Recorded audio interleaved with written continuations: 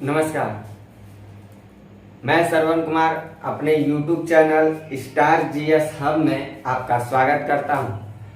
हम लोग अपने इस चैनल के माध्यम से जिस विषय का संचालन कर रहे थे वो बायोलॉजी था, और बायोलॉजी में आज हम लोग जिस टॉपिक पे चर्चा करेंगे वो डाइजेस्टिव सिस्टम का तीसरा पार्ट होगा। हम लोग डाइजेस्टिव सिस्टम के बारे में पढ़ रहे थे और डाइजेस्टिव सिस्टम में हम लोग अपनी क्लास को लेकर के स्टमक तक की जानकारी को रखे थे, आमाशय तक के बारे में हम लोग पढ़े थे। आज हम लोग उसी को आगे बढ़ाते हैं अगले क्रम में। तो देखते हैं हम लोगों की आज जो क्लास होगी वो स्मॉल इंटेस्टाइन पे होगी। एक बार मैं फिर आपको पुनः उसी फिगर के माध्यम से रिकॉल करवा देता हूं, और आप पिछला वीडियो देखेंगे तो आप समझ भी सकते हैं कि मास्टर क्या कहना चाहता है। तो मैं आपको एक बार रिकॉल भी करवा देता हूं कि मैं आपको क्या पढ़ाना चाहता। सपोज करिए ये हमने आपको क्या क्या बता दिया है। आहार नाल, यहाँ से हमने आहार नाल को लिया, आहार नाल को, ये हमारी ग्रास नलिका है। फिर इसके बाद मैंने बताया था ग्रास नलिका के बाद यहाँ स्टमक है, स्टमक। यहाँ हमने बताया था आपको पेनक्रियाज, गॉल ब्लैडर्स है। ये हमारा अमाशय है, ये हमारा लीवर है, ये जो है हमारा पित्ताशय है। फिर हम इसके बाद आपको बताए थे इधर अग्नाशय के बारे में बताया था। उसके बाद हमने आपको कल फिगर के माध्यम से जो दर्ज किया था, यहाँ छोटी आंत है। आज हम लोग देखते हैं चर्चा हम लोगों की किस पे हम लोगों की बातचीत होगी। ये छोटी आंत है। तो हम फिगर को पहले हम लोग एक बार फिर रिकॉल कर रहे हैं, फिगर को एक बार पुनः रिकॉल कर रहे हैं हम लोग। मैं फिगर एक बार बना चुका हूं, इसलिए बहुत इस पे ध्यान नहीं दे रहा हूं फिगर पे। आप लोग इसको मिला लीजिएगा पिछले वाले वीडियो से।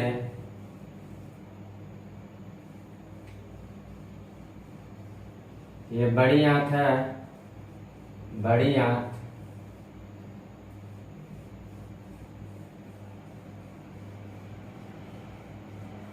देखते हैं हम लोगों को आज क्या पढ़ना है। नाम तो मैंने सारा आप लोगों को इसके पहले बता ही दिया है। टोटल ये बता दिया हमने आपको, ये मुख है। यहाँ मैंने बता दिया ये ग्रास नलिका है।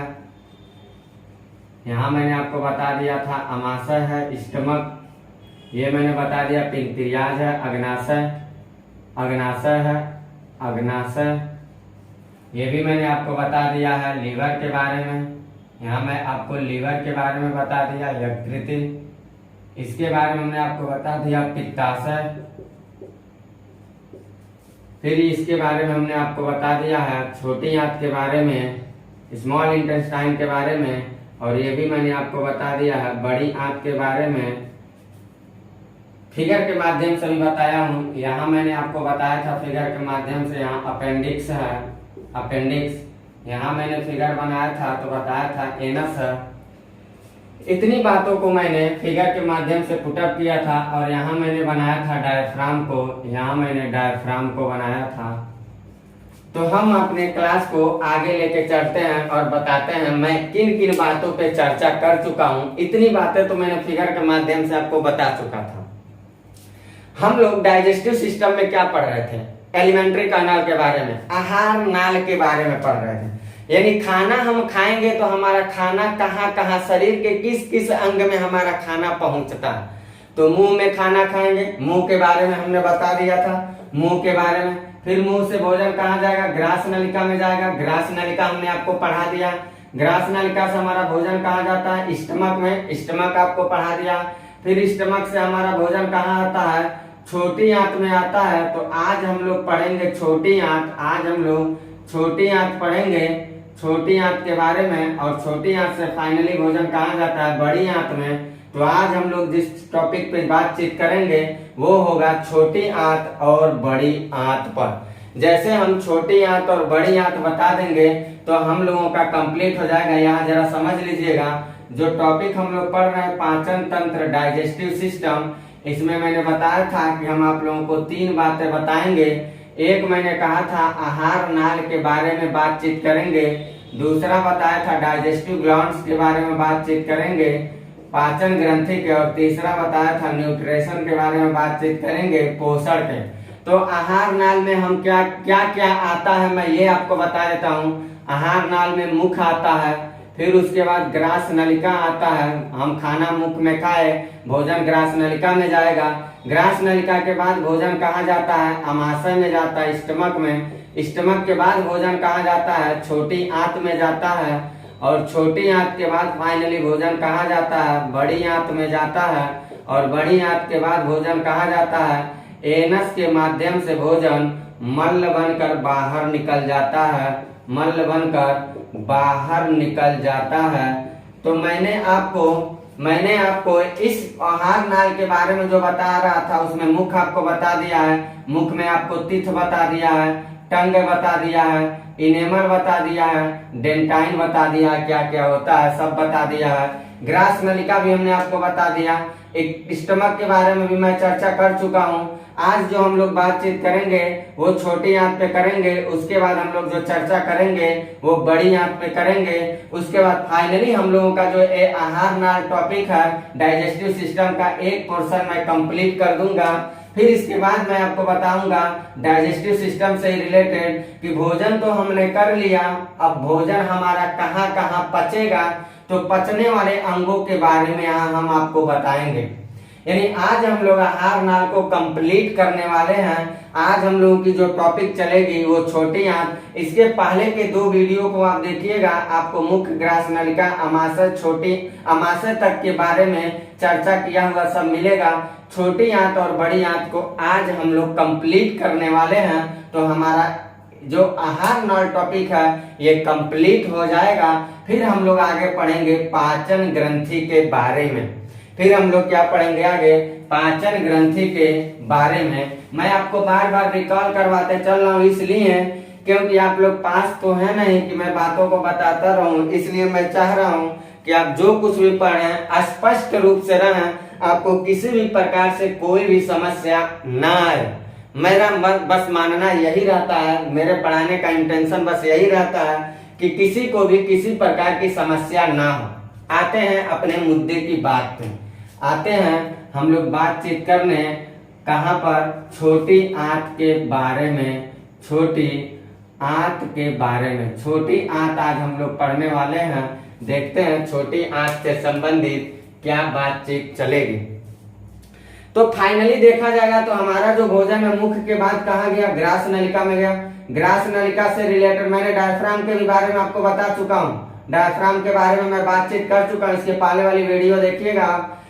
मुंह में भोजन गया, मुंह से सीधे ग्रास नलिका में गया, ग्रास नलिका से भोजन कहाँ गया, अमाशय में गया, और अमाशय के बाद फाइनली भोजन कहाँ आ रहा है, छोटी आंत में। तो सबसे पहली बात तो हम लोगों को ये जानना है कि अमाशय के बाद अमाशय से भोजन छोटी आंत में जाता है, छोटी आंत में जाता है। सबसे पहला बात तो हम लोगों को ये जानना है। एक काम और हम लोग करते हैं, इसको पढ़ने के लिए थोड़ा और आसान करने के लिए इस वाले मुद्दे को मैं क्या करता हूँ, बाहर निकाल देता हूँ, यहाँ जूम कर देता हूँ। इसी मुद्दे को यहाँ हम जूम कर देते हैं। यहाँ देखिएगा मैं क्या कर रहा हूँ, यहाँ पे मैं छोटी आंत को दोबारा ले रहा हूँ। छोटी आंत को दोबारा हम लोग देख ले रहे हैं। यहाँ पे छोटी आंत से रिलेटेड हम लोगों को क्या क्या देखना है, यहाँ दोबारा हम लोग देख ले रहे हैं।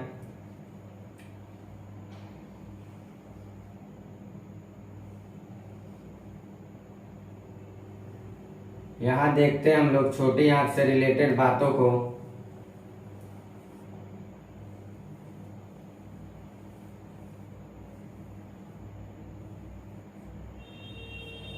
इसी के बारे में हम लोगों को पढ़ना है, यही चीजें हम लोगों को पढ़ना है, यहाँ से लेकर के यहाँ तक की कहानी को। तो इसमें क्या क्या चीज हम लोगों को पढ़ना है वो नोट भी करते चलिएगा आप लोग। इसी चीज को मैं यहाँ अकेले कर दिया हूँ, हमारा अमाशय से भोजन कहाँ गया, छोटी आंत में जा रहा है।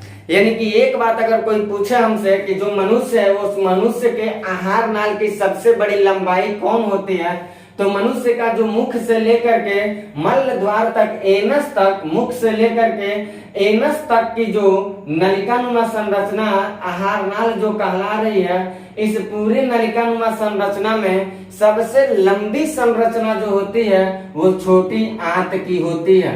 सबसे लंबी संरचना जो होती है वो छोटी आंत की होती है। तो दूसरा बात हम लोगों को इसमें ये जानना है कि जो मनुष्य होता है उस मनुष्य के आहार नाल की सबसे लंबी संरचना जो होती है उसे हम छोटी आंत कहते हैं। यानी मनुष्य के आहार नाल की सबसे लंबी संरचना तो क्या बोलेंगे, वो छोटी आंत होता है। तीसरी बात इसमें हम लोगों को छोटी आंत से रिलेटेड ये जानना है। तीसरी बात, जितनी सारी बातें हैं सब नोट करते चलिएगा, साथ में सारी बातों को नोट करते चलिएगा। तीसरी बात हम लोग ये जानेंगे कि मनुष्य जो खाना खा रहा है वो खाना जब खाता है तो स्टमक के पास, मैंने बताया भोजन कुछ डाइजेस्ट होता है लेकिन कंप्लीट रूप से डाइजेस्ट नहीं होता है। भोजन अधपचा रहता है। वो अधपचा भोजन चल करके कहाँ आता है, छोटी आंत में आता है और छोटी आंत में आकर के फाइनली रूप से भोजन को पचा दिया जाता है। यानी कि एक बात हम आपसे ये कहेंगे, छोटी आंत के बाद भोजन कहीं और नहीं जाके पचता है। अंतिम रूप से भोजन का जो पाचन होता है वो छोटी आंत में ही कर दिया जाता है। छोटी आंत के बाद भोजन कहीं नहीं पचता है। तो तीसरा सवाल हम लोगों को ये जानना है इससे रिलेटेड कि मनुष्य के छोटी आंत में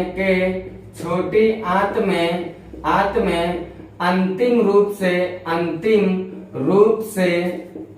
रूप से भोजन का पाचन होता है।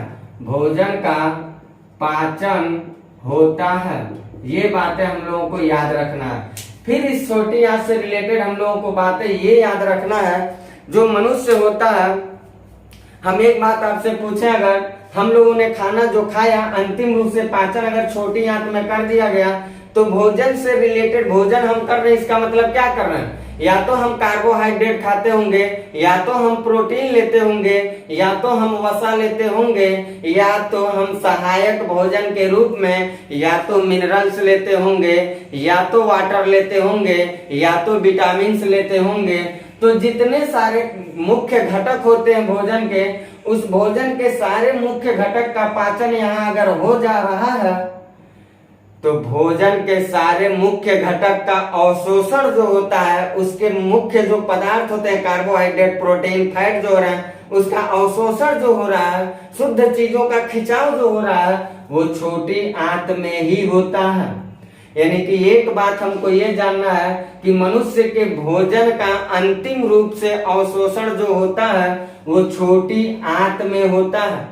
छोटी आंत में ही भोजन का अंतिम रूप से अवशोषण कर लिया जाता है और भोजन को अवशोषित करके जितने सारे खाद्य पदार्थ होते हैं, जो कार्बोहाइड्रेट है, जो प्रोटीन है, जो फैट है, उसको यहीं पे छोटी आंत में ही यहीं से रक्त वाहिनियों में क्या किया जाता है, डाल दिया जाता है।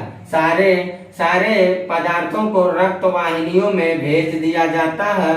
यानी कि एक बात हमें ये साबित हो गया कि मनुष्य के भोजन का अंतिम रूप से पाचन जो हो रहा है छोटी आंत में, और भोजन का अंतिम रूप से जो अवशोषण हो रहा है वो भी छोटी आंत में हो रहा है। और भोजन के अवशोषण के बाद जो खाद्य, जो हमें चीजें मिल रही है, जो प्राप्त चीजें हमें मिल रही हैं, उनको वहीं रक्त वाहिनियों में डाल दिया जाता है। यानी कि हम अगली बात ये जानेंगे कि भोजन का अंतिम रूप से अवशोषण, अंतिम रूप से मुख्य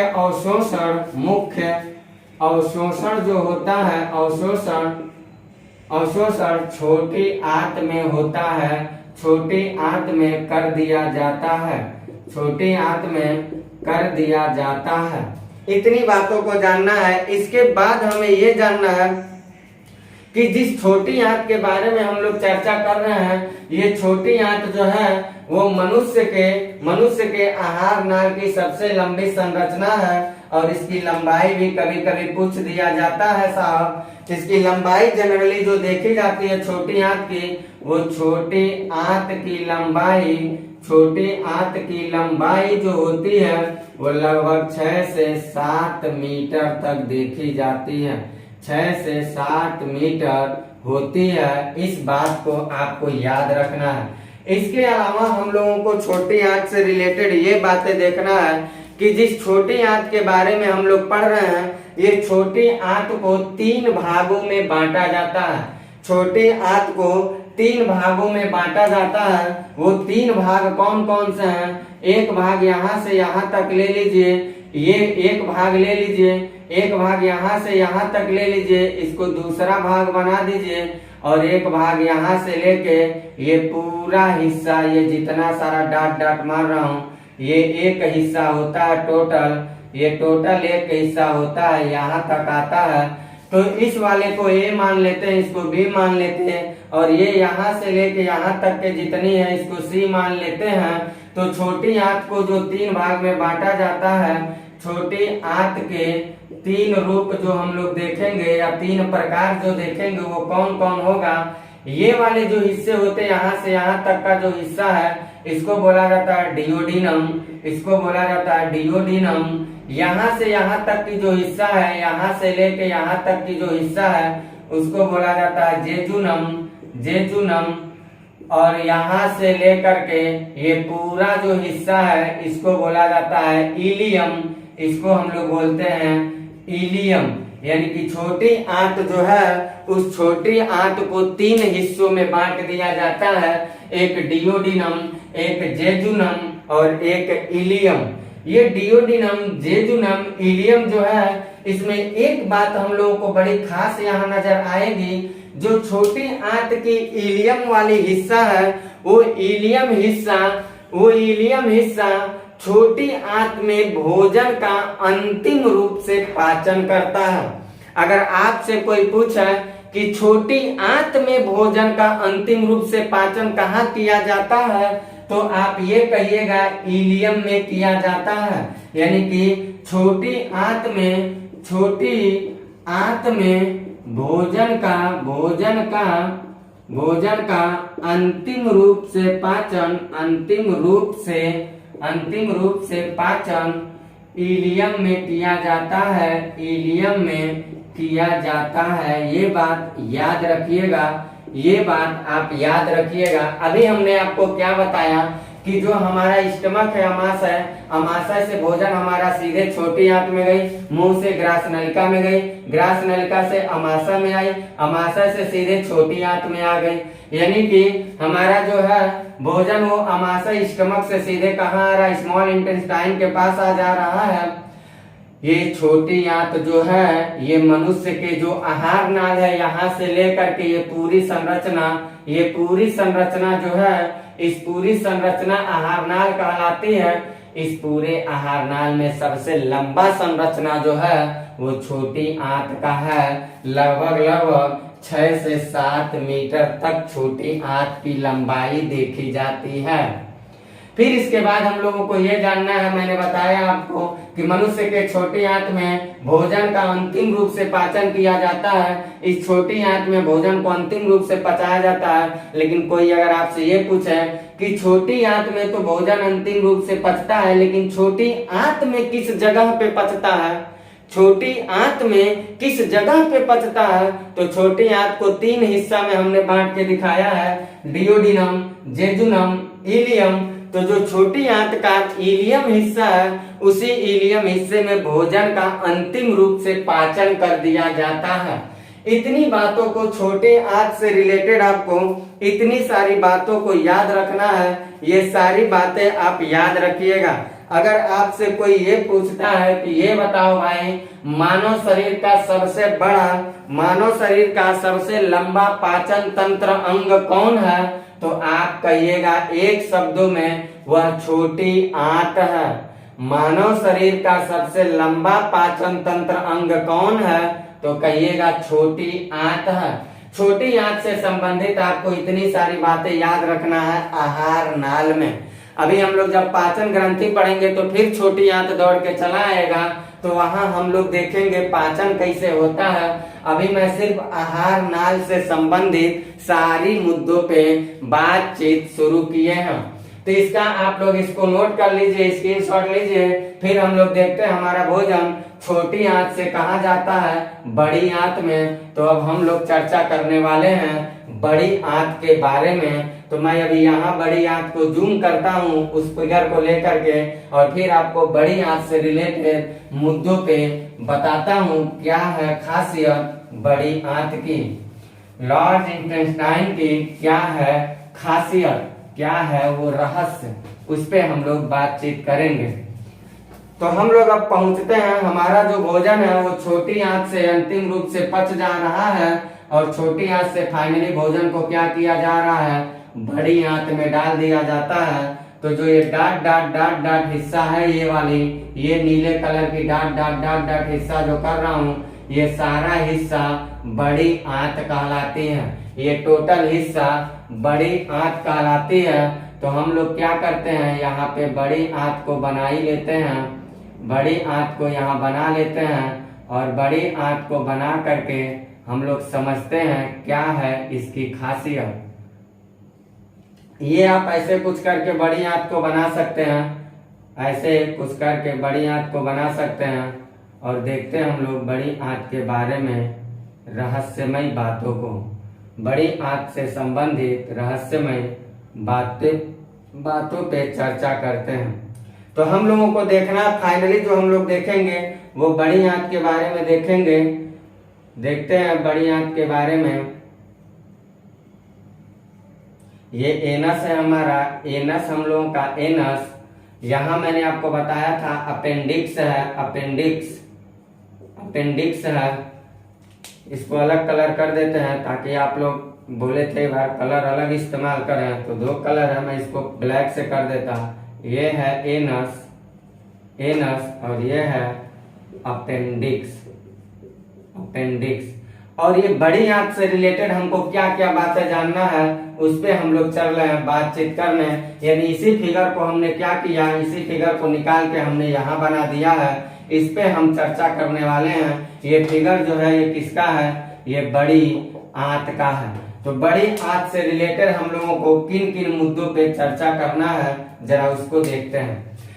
बड़ी आंत से संबंधित हम लोगों को 4-5 बातें ध्यान रखना है। वो क्या है, पहला तो हम लोगों को ये जानना है कि ये अपेंडिक्स क्या होता है, पहली बात ये जानना है। दूसरी बात ये जानना है कि बड़ी आंत पर कुछ ऐसे मसल्स पाए जाते हैं, कुछ मसल्स होते हैं, तो इन मसल्स का क्या काम होता है। ये जितने सारे थे, ऐसे ब्लैक से हमने किया, ये टोटल मसल्स थे, तो ये मसल्स क्या करते हैं, दूसरी बात ये जानेंगे। तीसरी बात हम लोगों को ये जानना है कि बड़ी आंत का काम क्या होता है, तो बड़ी आंत क्या करता है उसके बारे में हम बताते हैं। और चौथी बात हम लोगों को ये जानना है कि बड़ी आंत का बड़ा होना, छोटे होने से शरीर पे क्या प्रभाव पड़ता है। 3 मुद्दों पे हम चर्चा करते हैं। सबसे पहली बात तो हम ये बताते हैं कि मनुष्य का जो भोजन होता है जब छोटी आंत में आ जाता है, और छोटी आंत में आकर के भोजन जब अंतिम रूप से भोजन पच जाता है, भोजन को अवशोषित कर लिया जाता है, तो भोजन हो जाता है अवशिष्ट के रूप में, भोजन अवशिष्ट हो जाता है, और उस अवशिष्ट भोजन को छोटी आंत से बड़ी आंत में डाल दिया जाता है। यानी कि पहली बात तो हम लोगों को ये जानना है, छोटी आंत से भोजन, छोटी आंत से अवशोषित भोजन, अवशोषित या कह सकते हैं छोटी आंत से अवशिष्ट भोजन, अवशिष्ट भोजन बड़ी आंत में आ जाती है, बड़ी आंत में जाती है। अब बड़ी आंत में जाती है तो क्या होता है, बड़ी आंत में बहुत सारे मसल्स होते हैं। ये मसल्स क्या करते हैं, तो इस पे जरा हम चर्चा करते हैं। ये मसल्स क्या करते हैं, तो बड़ी आंत में जैसे जाता है, तो बड़ी आंत में भोजन के साथ जो मिनरल्स होते हैं, जो वाटर होते हैं, मिनरल्स मतलब जैसे सोडियम हुआ, कैल्शियम हुआ, पोटेशियम हुआ, फास्फोरस हुआ, ये सब मिनरल्स हम लोग अभी पढ़ेंगे भोजन में। तो जो मिनरल्स होते हैं और वाटर होते हैं, क्या क्या चीजें, मिनरल्स और वाटर, यानी कि खनिज और पानी। इस खनिज और पानी का क्या होता है, खनिज और पानी ये खनिज और पानी को क्या करता है, ये मसल से पकड़ के इसको खूब तेज दबाते हैं और पकड़ के इतना दबा देंगे कि सारे मिनरल्स और पानी को अवशोषित कर लेते हैं और भोजन को ऊपर ठेलते चले जाएंगे। भोजन निकलता, अवशिष्ट भोजन चलता चला जाएगा और एक समय ऐसा आएगा कि भोजन एनस के माध्यम से अवशिष्ट भोजन मल के रूप में बाहर निकाल दिया जाएगा।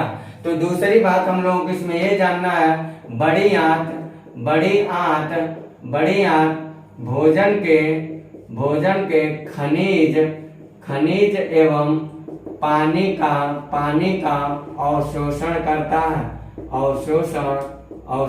करता है। इस बात को जानना है हम लोगों को। इसके अलावा हम लोगों को ये जानना है कि जो बड़ी आंत होता है, ये बड़ी आंत में और एक रहस्यमय बातें हम लोगों को ये जानना है। ये अपेंडिक्स जो दिखाई दे रहा है ना, ये अपेंडिक्स जो होता है, भोजन अगर गलती से इस अपेंडिक्स में चला जाता है तो सड़ जाता है, गैस बनता है, ब्लास्ट करता है, इंसान की मौत भी हो सकती है। ऐसी परिस्थिति में ये जो अपेंडिक्स दिखाई देता है, जब हम लोग स्टोन एज हिस्ट्री का चैप्टर मैंने लेकर आया था, प्री हिस्ट्री पीरियड में से पहले मैंने मानव का उदय एवं विकास एक चैप्टर पढ़ाया। उसमें बताया मनुष्य कहीं जंगली इलाकों में रहता था, कंदमूल खाता था, जीवन को व्यतीत करता था। तो उस समय जो मनुष्य भोजन कर रहा था वो क्या कर रहा था, वो मनुष्य जो भोजन करता था वो मुख्यतः सेलुलोज का भोजन करता, सेलुलोज खाता था। यानी कि मनुष्य जो सेलुलोज खाता था, उस सेलुलोज का पाचन करने के लिए मनुष्य के बड़ी आंत में अपेंडिक्स होता था। यानी एक शब्दों में हम ये कह सकते हैं कि अपेंडिक्स जो होता था वो स्पेशल सेलुलोज का पाचन करता था और ये पहले के मानव में होता था। आज के मानव में अपेंडिक्स का कोई ऐसा प्रयोग नहीं किया जाता है।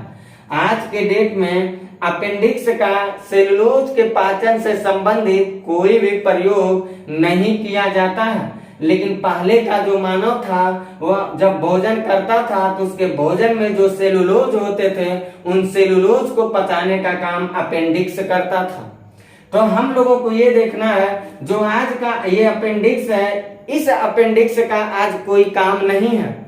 अगर भोजन छोटी आंत से बड़ी आंत में गई और गलती से अपेंडिक्स में चली गई भोजन, तो अपेंडिक्स में भोजन जैसे जाती है, भोजन सड़ती है, सड़ने के बाद गैस बनता है और गैस बनने के बाद वो ब्लास्ट करता है। वो जब ब्लास्ट करेगा तो ऐसे परिस्थिति में इंसान की मौत हो सकती है। ऐसे सिचुएशन में इंसान की मौत हो सकती है। तो हम लोगों को बड़ी आंत से संबंधित क्या जानना है बातें, कि अपेंडिक्स जो होता था पहले वो क्या करता था, प्रारंभ में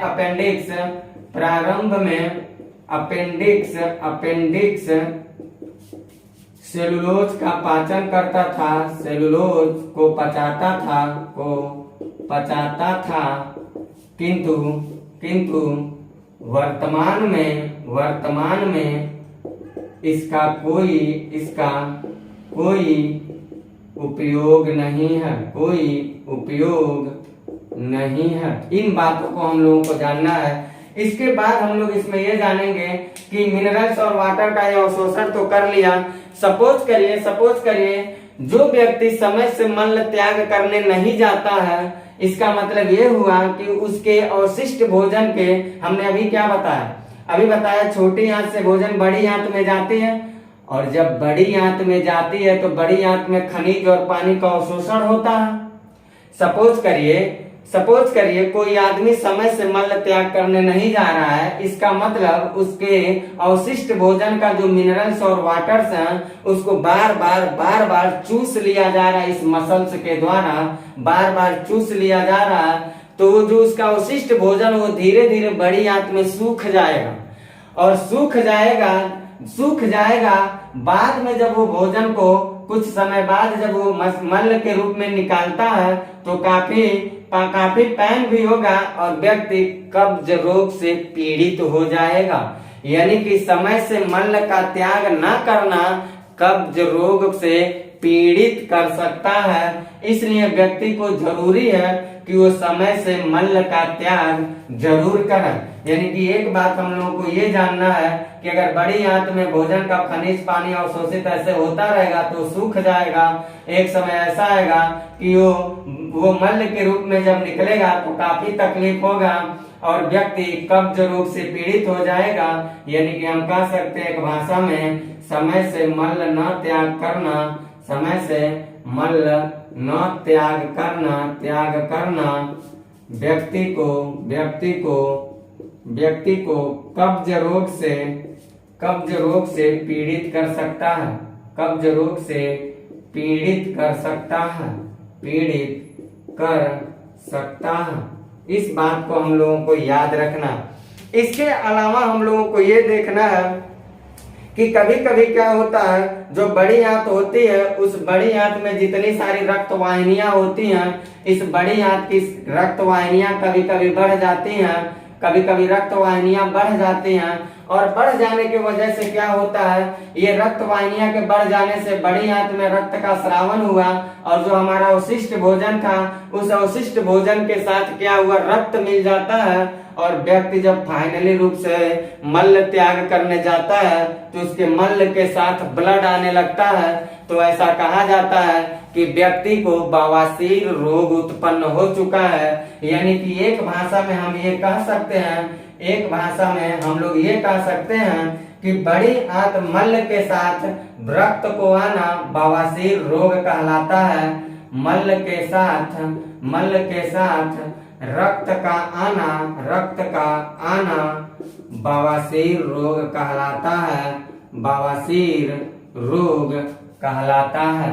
इस बात को हम लोगों को याद रखना है, कहलाता है, बवासीर रोग कहलाता है। क्यों ये बवासीर रोग हो रहा है, यानी कि बड़ी आंत की जो रक्त वाहिनियां हैं वो बड़ी आंत की रक्त वाहिनियां बढ़ चुकी हैं और बढ़ने के वजह से शौच के साथ जब ब्लड आने लगता है तो उसे बवासीर रोग कहा जाता है। इसके अलावा हम लोगों को ये देखना है कि कभी कभी क्या होता है, मनुष्य का जो आहार नाल है बड़ी आंत की ये लंबाई बढ़ जाती है और बढ़ जाने के वजह से क्या होता है, इसकी लंबाई बढ़ जाने के वजह से व्यक्ति को हार्निया रोग उत्पन्न हो जाता है। ये डॉक्टर के पास जब जाता है तो हार्निया रोग का जो ऑपरेशन किया जाता है वो हार्निया रोग कुछ और नहीं है बल्कि उसकी बड़ी आंत या कह सकते हैं आहार नाल उसकी बढ़ चुकी है, उसकी आहार नाल बड़ी हो चुकी है। यानी कि बड़ी आंत की लंबाई बढ़ चुकी है। यानी बड़ी आंत का बढ़ना हार्निया रोग कहलाता है। कह सकते हैं बड़ी आंत का बढ़ना हार्निया रोग कहलाता है। हार्निया रोग कहलाता है। इन बातों को आपको याद रखना है। फाइनली मैं आपसे बस यही बताना चाह रहा हूँ कि हम लोग जो डाइजेस्टिव सिस्टम पढ़ रहे थे, हम लोग जिस डाइजेस्टिव सिस्टम के बारे में पढ़ रहे थे, पाचन तंत्र के बारे में, मैं एक बार फिर आपको बता देता। पाचन तंत्र के बारे में हम जो लिखे थे कि मैं एक पढ़ाऊंगा एलिमेंट्री कैनाल, आहार नाल के बारे में। दूसरा मैंने बताया था डाइजेस्टिव ग्लैंड बताऊंगा, पाचन ग्रंथि के बारे में, और तीसरा हम लोग पोषण पढ़ेंगे भोजन के बारे में। तो जो आहार नाल हम कहे थे, ये आहार नाल को मैं यही पूरी विधिवत से अपने 3 स्टेप सीरीज में कंप्लीट कर दिया। आप देखिएगा बायोलॉजी में digestive system part 1, digestive system part 2 और ये है डाइजेस्टिव सिस्टम पार्ट 3। इस पार्ट 3 में मैं अपने एलिमेंट्री कैनाल टॉपिक को कंप्लीट किया। अब हम लोगों का जो पढ़ाई होगा वो इसी डाइजेस्टिव सिस्टम का जो पार्ट 4 आएगा, पार्ट 4 जो आएगा वो स्पेशल पाचन ग्रंथि से संबंधित आएगा। पाचन ग्रंथि यानी कि अब हम लोग जो पढ़ेंगे, अभी तक हम लोगों ने क्या पढ़ा कि हमने भोजन किया तो हमारा भोजन शरीर में कहाँ कहाँ जा रहा, तो कहाँ कहाँ गया, मुंह में गया, मुंह से सीधे ग्रास नलिका में आया, ग्रास नलिका से सीधे छोटी स्टमक में गया, स्टमक से सीधे छोटी आंत में आया, और छोटी आंत में अंतिम रूप से पचने के बाद फाइनली भोजन कहाँ चला गया, इस बड़ी आंत में चला गया, और बड़ी आंत के बाद भोजन मल बन के बाहर निकल गया। यानी कि भोजन कहाँ कहाँ जा रहा है, मैं इन बातों को आपको बता चुका। अब हम लोगों की जो अगली क्लास चलेगी उसमें हम लोग ये जानेंगे कि हमारा भोजन जो अंदर जा रहा है वो भोजन के किस किस अंग के पास जा करके भोजन पच रहा है, या कौन कौन सा शरीर का अंग भोजन को पचाने में सहायता करते हैं। तो अगली जो हम लोगों की डाइजेस्टिव सिस्टम अभी कंप्लीट नहीं हुआ, ये मत सोचिएगा डाइजेस्टिव सिस्टम कंप्लीट हो गया। आज हमने आपको आहार नाल कंप्लीट कर दिया, कहाँ कहाँ भोजन जाता है बता चुका। अब अगली क्लास में हम बताएंगे पाचन ग्रंथि कि भोजन कौन कौन से अंग में जाके पच रहे हैं। 3 बातों को आप नोट कर लीजिएगा, इन सारी बातों को नोट कर लीजिए, और मिलता हूं आपसे अगली वीडियो के साथ।